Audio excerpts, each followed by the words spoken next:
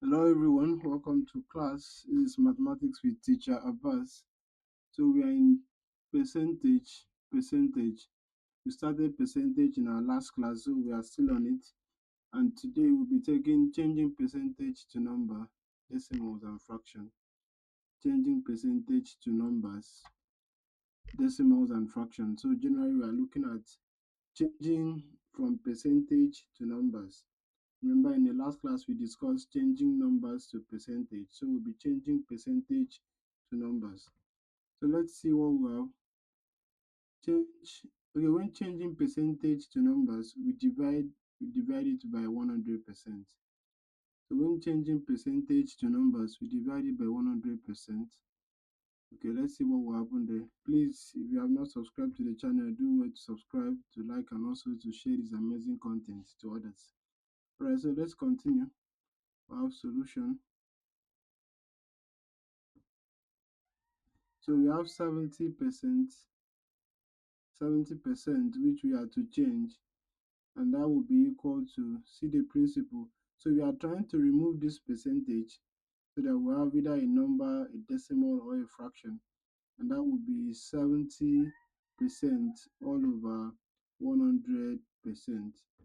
And if you divide that, the percent will cancel the percentage, 0 cancel 0 here, that will be 7 all over 10, which is equal to 0.7. Okay, so that's how we change from percentage to numbers. Okay, let's see number two. Number two, we have 33 whole number 1 over 3, and that will be 33 whole number 1 over 3%, which is equal to, now we have to change the mixed fraction to improper fraction. 3 times 33, which is 99, plus 1, that will give us 100 all over 3%. Okay, so what do we have? That will give us 100 over 3%. So if we are changing to number, that means we divide it by 100%. 100%.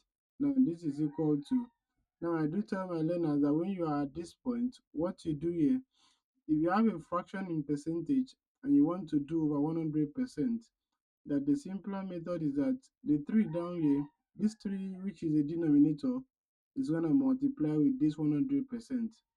The 3 down here will multiply with this 100%, and that will give us, okay, the percentage will cancel with the percentage, and that will give us 100 all over 300, which what this will cancel, this will cancel.